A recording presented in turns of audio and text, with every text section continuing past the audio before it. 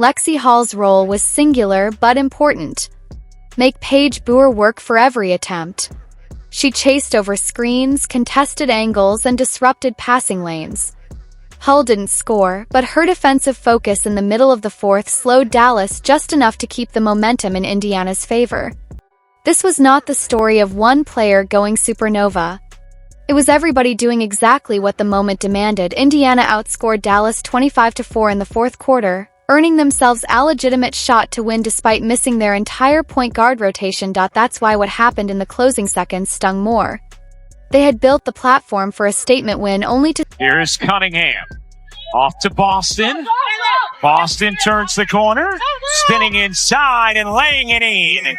See it was undone in a way that felt avoidable. The Fever's fight back into contention against one of the league's more physical teams should have been the headline. Instead, the post-game conversation veered toward choices and moments that had nothing to do with the hustle plays we just walked through. Those final possessions and how they were handled are what shifted the focus away from the collective effort and towards something far more contentious. In the closing seconds, Indiana's shot had a statement win that came down to one decision, and it wasn't made in time. With about 11.7 seconds left, the Fever secured a defensive rebound, trailed by own, and chose to push the ball instead off using their last timeout. Kelsey Mitchell ended up taking a tightly contested jumper in transition that missed, and Dallas grabbed... Chloe, you were on the floor during that late third stretch when the Wings went on that run. What did you see that went sideways for you guys in that stretch? We were just turning over the ball.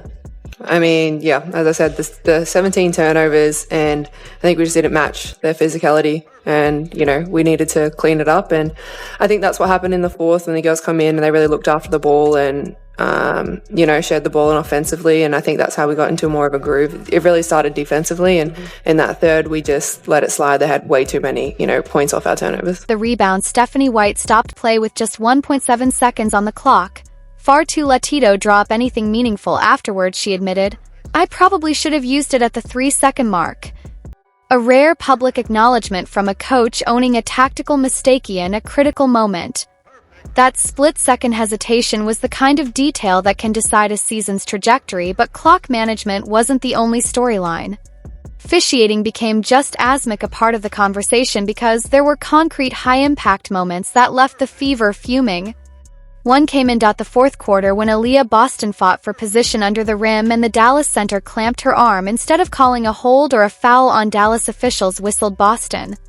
Call stood after review, drawing surprise from broadcaster Rebecca Lobo, who said she expected it to be overturned. In another stretch, Sophie Cunningham was hit with a flagrant foul for a closeout on Paige Buers after a review. This soon after Buchers herself had a flagrant on a similar landing space play upgraded earlier in the game. To make matters worse, Mitchell later absorbed almost identical You could overturn it to an offensive foul. You could also maintain that it's a foul but take away the continuation. All of those things could happen here on this call. The interesting thing is when you get to this point of the play, it is a foul on Boston. But it's because her arm was clamped earlier in the play. I mean, look at that. What can she do there? She literally can do nothing. I don't know how that's not overturned to an offensive foul. I agree with you. That looks about as clear as it gets. And you saw how quickly Stephanie White challenged that. Tacked on a jump shot without any whistle at all. For Indiana, that inconsistency wasn't just frustrating. It altered possessions in ways that swung momentum. White voiced what many Fever fans have argued all season: Kelsey is held or chucked on every freaking possession and never gets a call off the ball. She told reporters Aliyah is the worst officiated post-stop player in the league. It was blunt, direct, and left no doubt how she and her roster felt about the standard applied to the... After review, we have no illegal conduct by Euro, so the call will stand as confirmed. This will be also... Indiana will lose their challenge as well as their timeout. One shot for Euro. Thank you. That's stunning to me. I mean, Aliyah Boston, look at her. Lee puts her one hand down and then pins Boston down with her other arm. I gotta say, Rebecca, I'm sure we'll get an explanation from Sue Blau at some point soon. Their stars, you could see the emotional toll stacking up in real time. Cunningham's boiling point came after being shoved by Buckers, immediately reacting with "I clear it, goddammit," before walking away. That raw display ended with her apologizing post-game. But it was yet another visible signal that composure was fraying. Even Caitlin Clark, sidelined with a groin injury, joined in the silent protest, clapping forcefully in the direction of Paige Beckers, putting her hands on Sophie to shove her up. You see Sophie's hand in the air. Both hands are in the air right here. And Paige Beckers is shoving. She is shoving her clean off. Boom. Pushed her right into Howard. Pushed her into Howard. Now she's wide open and waiting for a pass like she just didn't do anything. Like she just didn't do anything. Wide open down here. Look at her. And then all of a sudden you get the whistle. And look at the ref. You see the ref? You see the ref right here. Calling the foul. And guess who the foul was on? Sophie Cunningham. referee Amy Bonner after the final buzzer. And during one tense late-game exchange between White and an official from Boston stepped in, visibly upset before Clark put a hand on her coach to calm things down. Boston's post-game assessment was as economical as it was loaded. "We need better focus." Tried two ways. Yeah, I mean, I think it was a physical game. You know, I think there's a double standard in how people get their calls. I think Kelsey Mitchell, number one, is held or chucked on every freaking possession and never gets a call off the ball. I think Aliyah Boston is the worst officiated post player in the league. She never gets a call.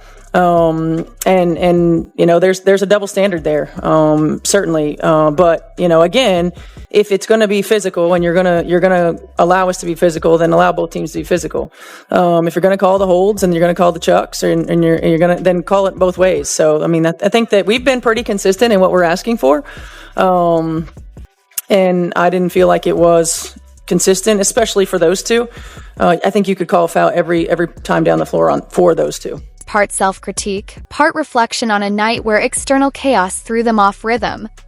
That dual meaning captured the delicate balance between acknowledging what they could control and calling out what they could not. The stakes only magnified the frustration. Dallas was in the bottom 3 team this season, expected to be more concerned with draft positioning than playoff impact.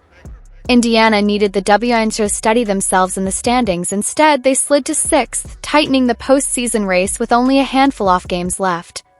And while some voices have called for White's job in the wake of the loss, it's worth remembering she's navigated a roster shredded by injuries while still keeping the team in the playoff picture. The Fever themselves have repeatedly praised the group's resilience and growth under her watch. Whether this moment becomes a turning point or just another mischance will depend on how they respond. The Fever have proven they can scrap their way into playoff position despite a gutted backcourt and a tight rotation. What did you feel like was so clunky or disjointed on that end of the floor?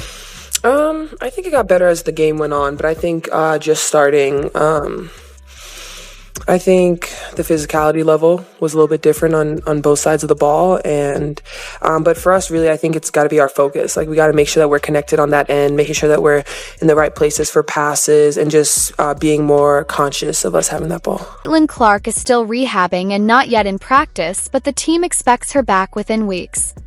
Comment down below what you think of this tough loss. Like, subscribe, and turn on all notifications so you never miss out. Click the video on the screen and we will see you in the next.